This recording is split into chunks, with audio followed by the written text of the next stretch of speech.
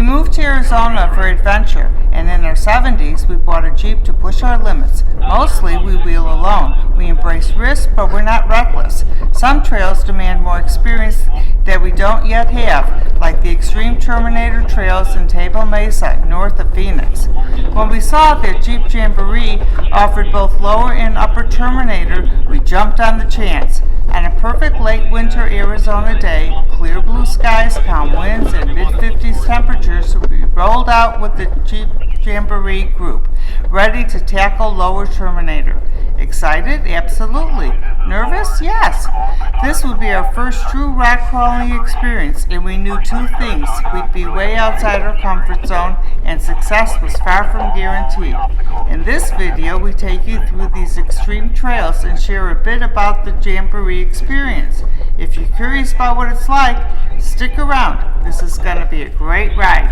Now let's get at it. And put into 4 low, and we will start having fun. I will drop my husband off at the first obstacle, and he will start guiding you up and over. Jeep Jamboree is a series of off-road adventure events designed for Jeep enthusiasts of all skill levels. The Jamboree also provides a social environment for Jeep owners to connect and share experiences. Pre-registration is required, and due to high demand, the events often sell out quickly. Expert trail guides provide assistance and ensure safety on the trail. Our trail leader, Jenny, demonstrated how to get over the first obstacle, referred to as the teeter-totter, guided by her husband, Jeff. She is a terrific trail leader, communicating using precise hand signals and voice commands, watching tire placements, potential obstacles, reacts swiftly to adjust spotting while maintaining confidence and calm, and always patient and encouraging.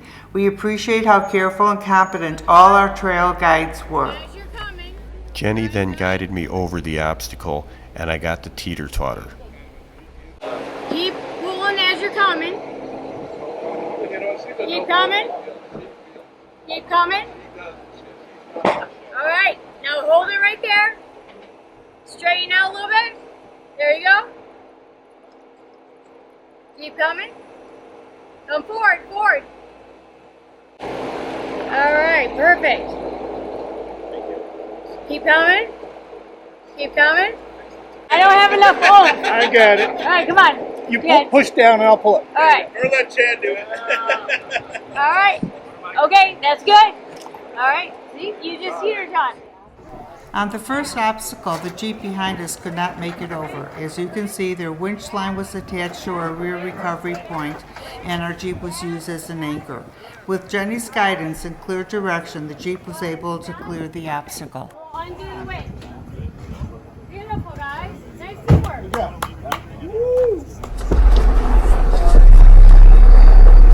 When you're passing, keep going that way. When you're passing your tire, this rock right here. You're right. We tried to give you a true sense of the experience by putting you in the moment. Capturing the steepness of climbs and descents is challenging, as they look much less intense than reality.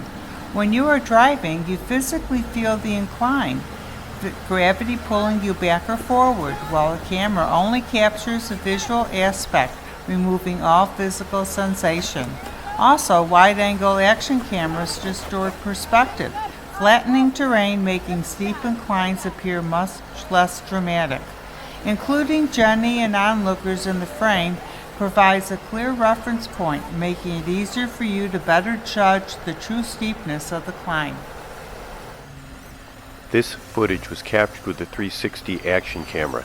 This camera is special because it captures everything around it in a full 360-degree field of view, allowing for immersive and dynamic footage. Since it captures every angle, you can edit the footage later and create a unique perspective. We call this perspective a worm's eye view, and it is a great angle for rock crawling because you see the tires deform and the suspension flex and articulate. It's also fun to watch how close the differential comes to scraping the rocks. So far we have been lucky and not damaged the camera, although we've used this angle in many of our videos. One of the reasons we like our four-door Jeep is because of the longer wheelbase. Put the dog on the other side. We relied on our lockers to conquer almost every obstacle on the Terminator Trails. So what do lockers do? Front and rear differential lockers force both wheels on an axle to spin at the same speed, no matter how much traction they have. This is a game changer off-road because it stops one wheel from spinning uselessly when it loses grip. Engaging both lockers gives you maximum traction in extreme terrain, but there's a trade-off. Steering gets way harder. Normally your differential lets each wheel spin at different speeds, which is what makes turning smooth. But when you lock the front, both wheels move together, making steering sluggish and forcing the Jeep to push forward instead of turning easily. One mistake we made, forgetting to disengage the front locker when we needed to turn or pivot over a rock. The steering basically became non-functional until we unlocked it. Lesson learned. You see the pointer rock? I don't think you can get around it. But... No, I don't think I can get around it. I'm not going to worry about it. All right.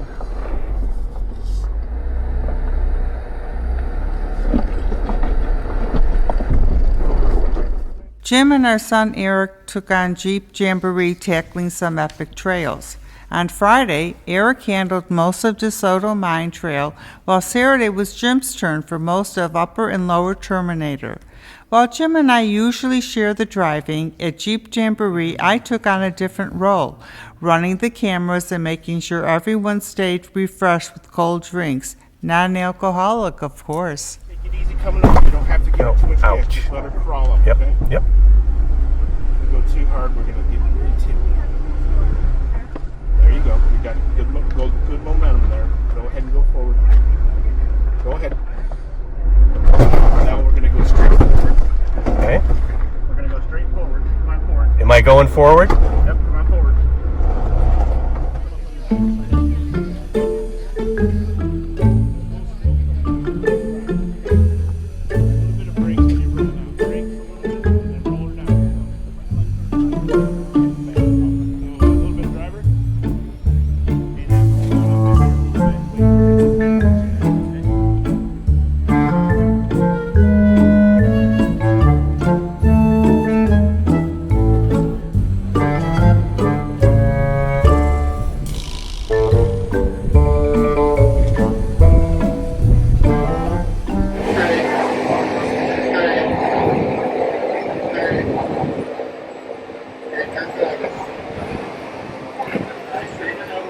Okay, just keep the tires exactly on the line they're on. Your rail's gonna hit. I know I saw it. That's okay. We need to stick that. All right, but you're ready to climb it. Okay, do it slow.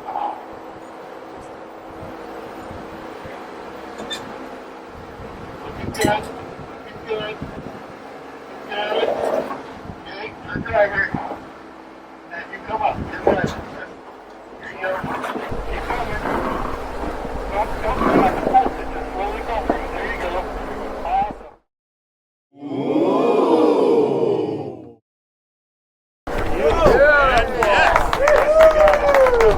That was primo. I got you some photos, man. I'll upload them. We're finishing Lower Terminator with this climb out of the wash, leading directly onto a short connector trail before Upper Terminator. Today, my focus was on improving 3 key off-roading skills. First, 2-pedal driving to better control movement during rock crawling. 2-pedal driving allows for smoother acceleration and immediate braking. Second, maintaining consistent acceleration on climbs, allowing the Jeep to do the work. This is often more of a mental challenge as it requires trusting the vehicle even in tippy situations. Finally, working on wheel and tire placement, which is essential for navigating obstacles and narrow trails safely. The problem here is you can't see the tires directly, and understanding where they are is crucial.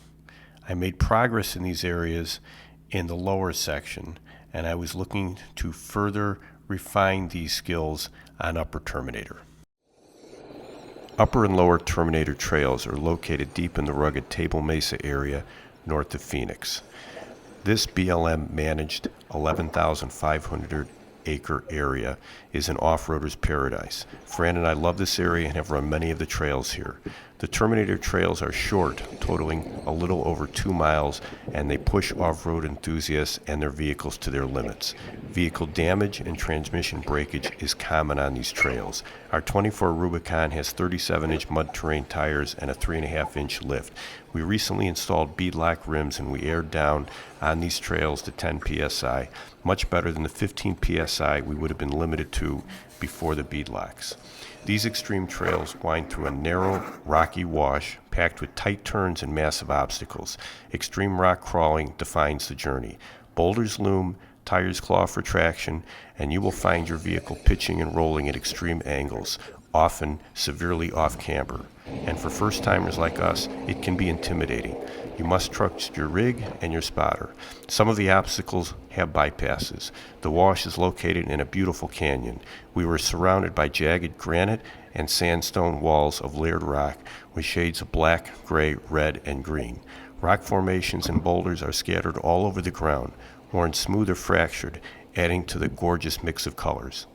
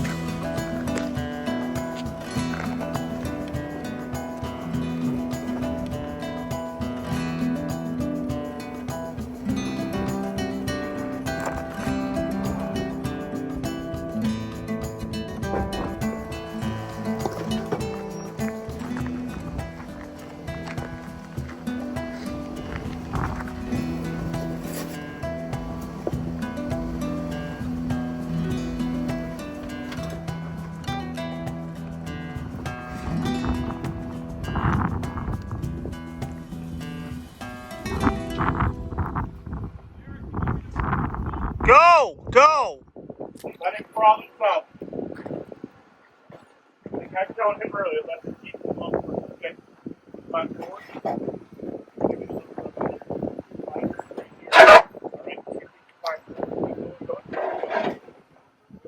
Driver a little bit of stuff down there. That back tire thing. Okay, now. All right, walk it over slowly.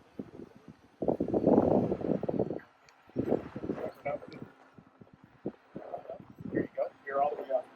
Get on the hard driver. Hard driver. You're trying to climb the wall. You'll be okay.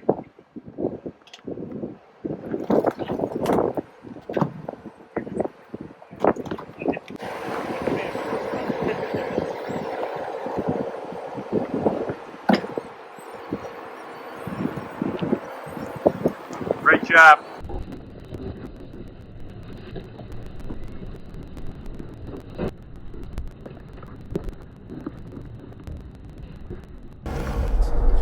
Oh, looks like they're already moving. I'll hop back in my Jeep and not put up a stop to that.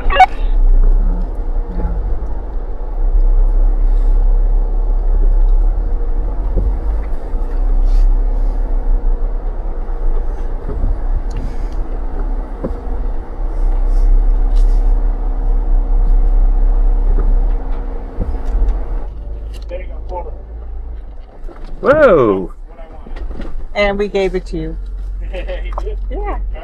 What was it you wanted to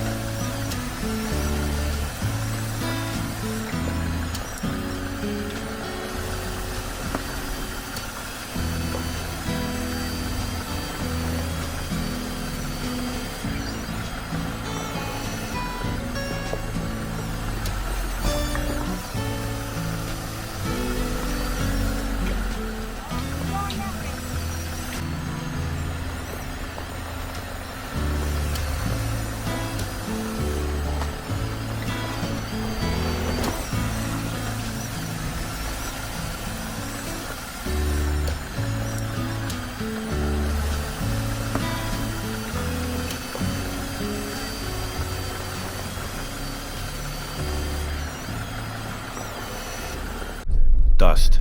It's the only thing we don't like about off-roading. Even though we button up the Jeep really tight during our rides, dust gets everywhere, on every surface, requiring a long clean out after we get home. We do have a snorkel, which does keep the dust, to a certain extent, out of the engine, which is good, and if we ever get rain again in Arizona, it'll help us on water crossings. A tip is that you should change your engine air filter and your cabin air filter very regularly and much more often than it says to do so in the manual if you off-road. You can do it yourself.